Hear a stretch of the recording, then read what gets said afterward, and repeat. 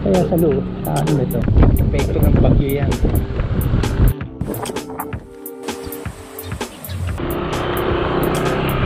Ito yung marker ng barangay Mobato. Guys, oh. Oh, grabe, tarik ko. So dyan actually, oh, tumigil niya ako nung nawala. Bayan ito si Buko Station and Campsite. Alright, so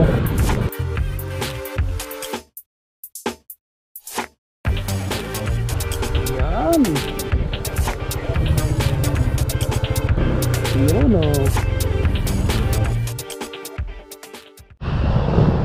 Ayan, good morning guys, welcome back to the channel. So ngayong araw naisipan kong mag-ride ano.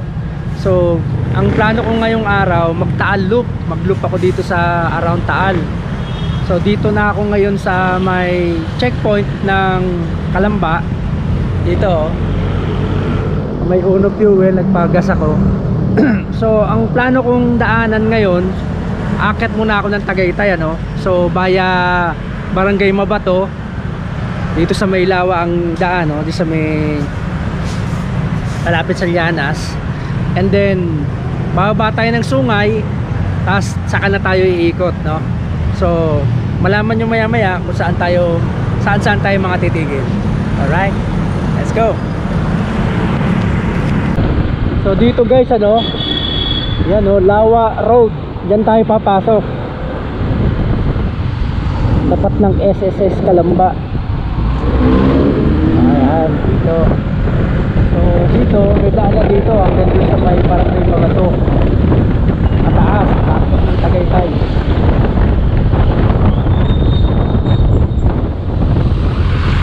Medyo mahaba rin ito guys, siguro mga 30 minutes kayo papasok.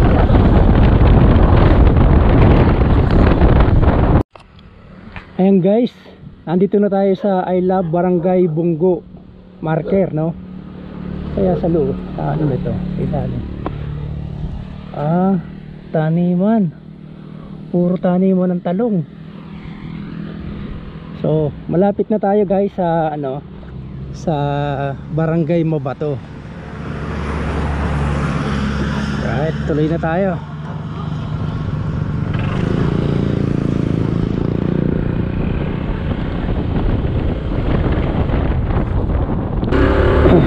So ayan guys, malapit na tayo ano.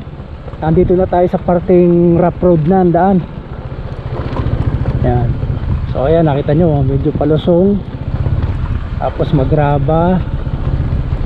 So dito hindi pwede yung bara-barang takbuhan. So ayan oh, ayan yung tulay oh, Barangay Mobato na tulay.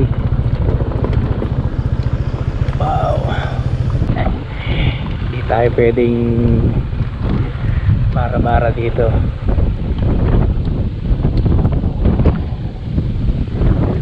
So yan, nakita nyo yung mga nasa gilid na yan, yung epekto ng bagyo yan.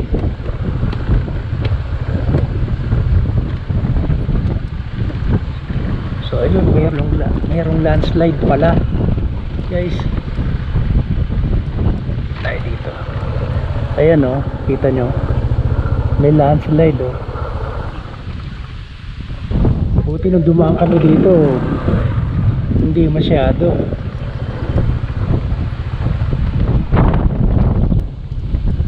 Tsaran ko nga yung motor ko dito.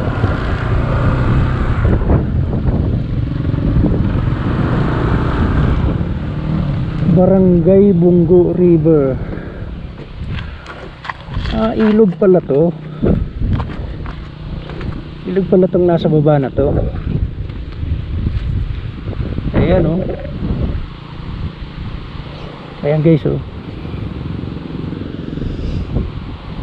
Ganda.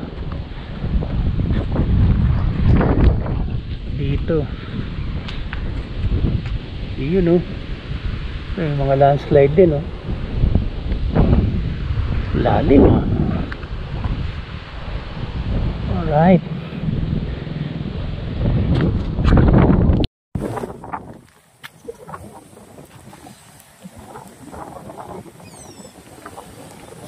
Guys, Yun o. Mas maganda ata dito. Yun o.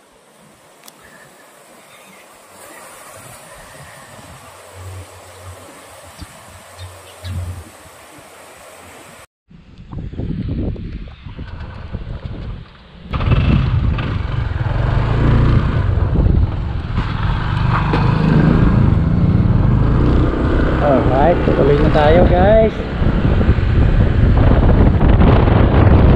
Kamakailan lang guys, napadaan ako dito. Actually nung last Sunday lang. Nagawa ng mayroon kaming endurance, yung Laguna 300 Motor Challenge 2025. So kung di nyo pa napapanood, nasa ano, tignan nyo lang sa video ko sa aking YouTube channel. Ayan, buti ngayon medyo matigas-tigas na yung lupa. Kasi nung nakaraan na pumunta kami dito dahil umuulan, malambot yung lupa. So delikado, mas delikado, madulas. So ngayon kahit na medyo hindi masyadong ano, kumbaga kahit hindi pantay yung daan, at least ano siya, medyo matigas.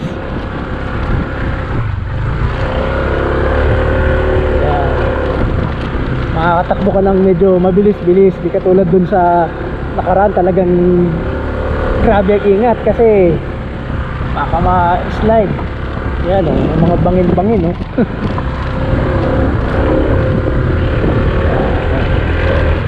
Ayan, medyo okay na. Actually dito banda sa unahan na ito, ano na, simentado na. Ang challenge naman dyan, matarik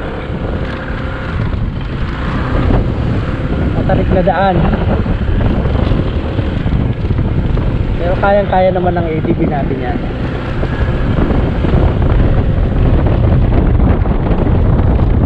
Alright, so siguro susunod tayo sa marker. May marker to ng Barangay Mobato eh.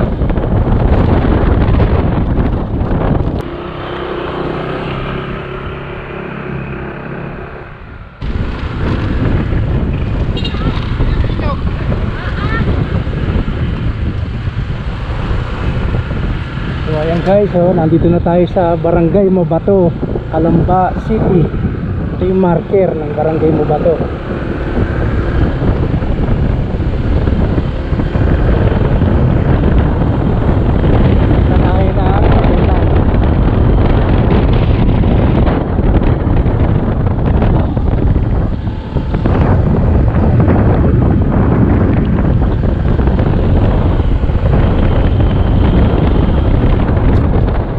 So ayan guys, nandito ulit tayo sa Barangay Mobato marker,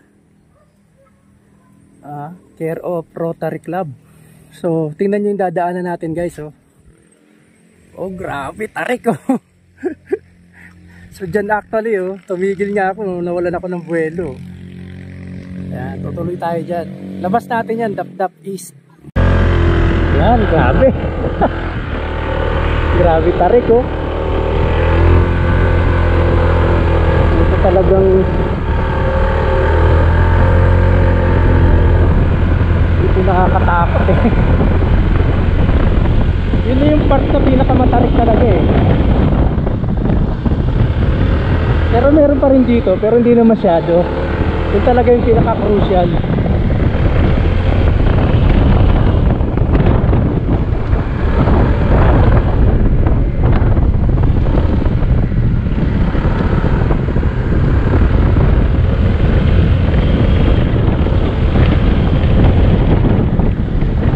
Kalaban mo mga aso.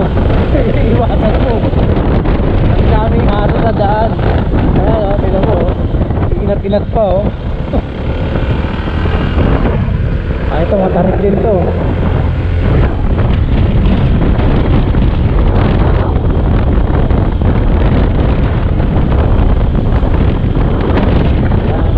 Minsan sa mga ganitong lugar, gusto na pumunta ng mga bikers, no? Yung mga nagsibisikleta. Kasi sa kanila challenge yung ganyan. May self-satisfaction sila nararamdaman naman kapag na-conquer nila yun. Ganda kaya view dito. Kaya tayo ng spot para makapag-video tayo ng view.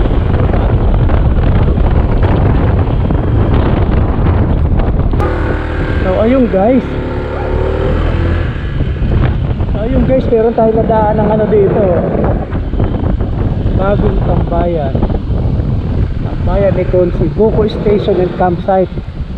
Alright, so siyempre bibisita tayo, napadaan na tayo eh. Maganda yung view.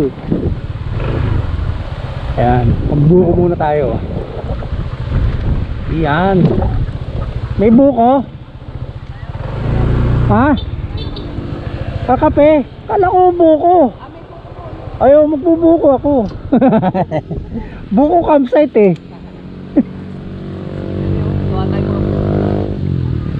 Saan kayo galing? Dito po, restaurant. Kami Dito kayo umahon.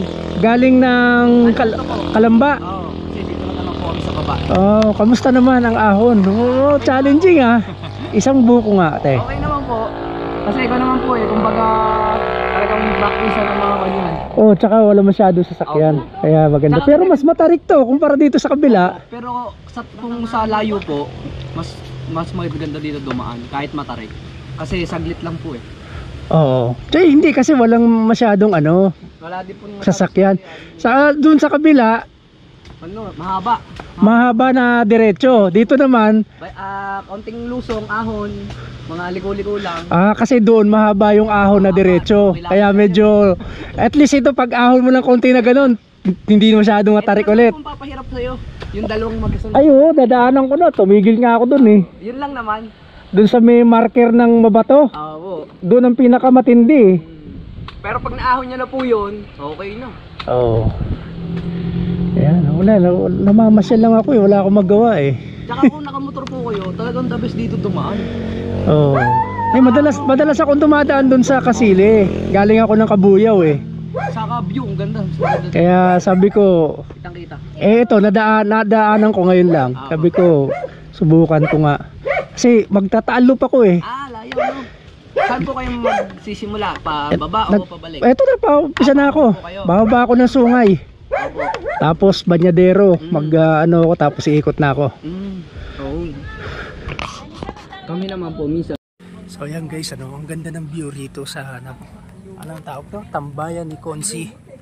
Ayan ang pangalan. So ito makikita mo pag nandito ka.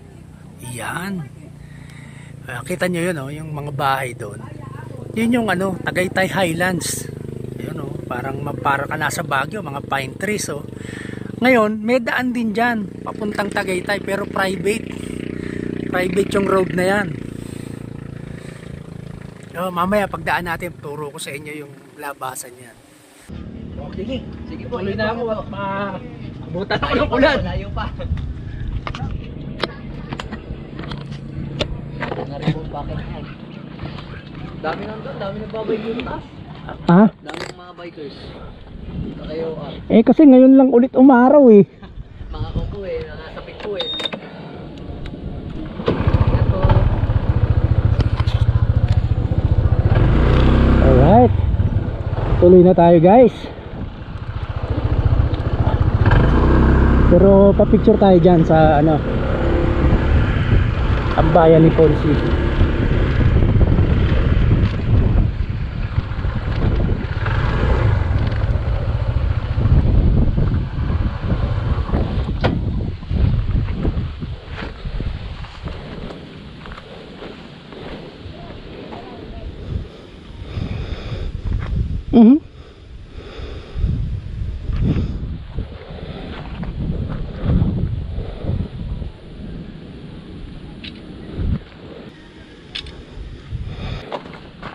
Alright.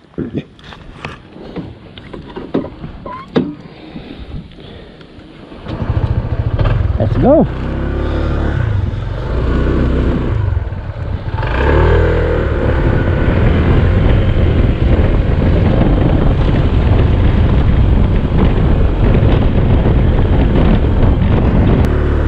So ayan guys, palabas na tayo. Yun oh. Mas maganda pala dito oh. Yan. Yung dinaanan natin oh. Ayun oh. Tapos dun pababa na ganon. Ganda pala ng view rito oh. Kapag picture nga uli.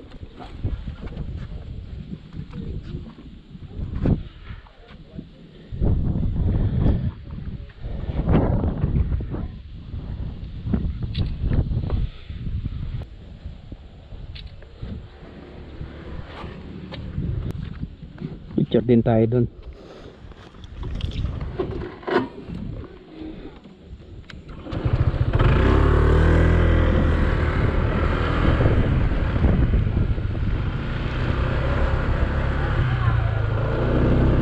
Yun o.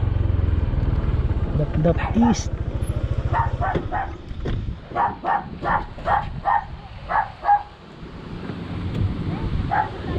So ito guys, lakas ng hangin. So yan, pababa na ng Kasili yan. Ito yung paakyat ng Tagaytay.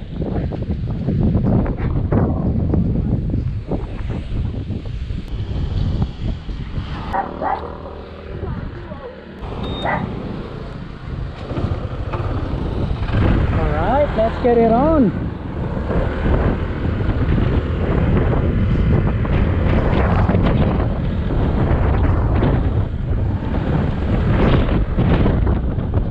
Ito yung pinaka-red pal na tinatawag. Ayan o, ang bayan ng mga bikers.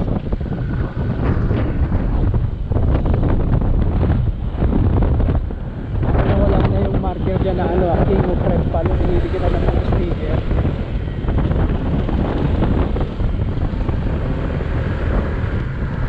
So yan guys, actually nasa Tagaytay na ata tayo.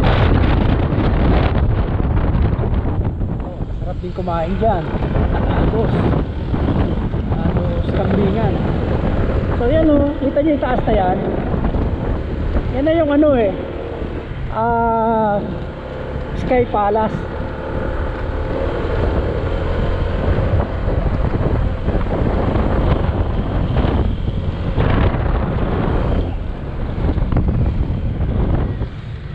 So yung pala nakikita ko kanina, akala ko hindi yan. Kasi may isang bahay pa doon sa malayo eh.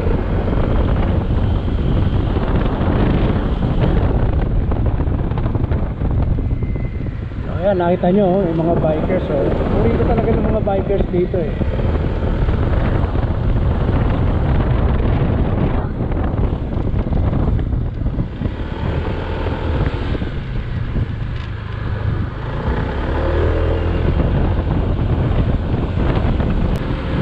Palabas na tayo. So itong daan na to paakyat, yan yung papuntang Sky Palace, no? O yung Palace in the Sky na tinatawag. Pero dito tayo, bababa tayo dito. Punta na tayo ng Ligaya Drive, pababa ng Sungay, Talisay, Batangas. So dito madadaanan natin yung tinuturo ko sa inyo na Tagaytay Highland yung daan. Ito ayan o. Pero parang private siya eh. Ito may mga nakikita ako mga nakamotor. Kaya lang siguro yung mga nakamotor may sticker dyan.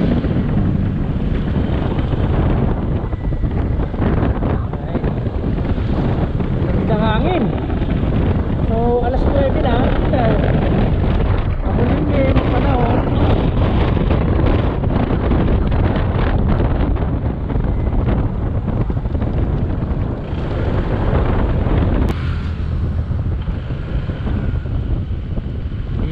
Tigil muna tayo rito kasi meron viewing deck dito. Barangay Iruhin Central, Tagaytay. Okay. So silip lang tayo dito sa view deck kasi dyan tayo bababa guys eh. Banda dyan sa unahan na yan, bababa tayo ano. So yun yung Taal Volcano. Bali maya maya makikita natin ang malapitan yan habang pababa tayo. Alright, so tuloy tayo.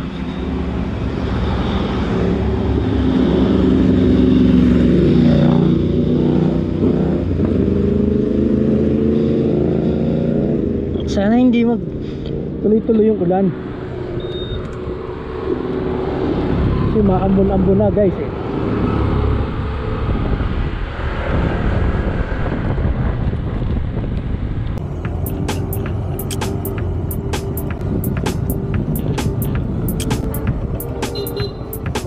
Maalon.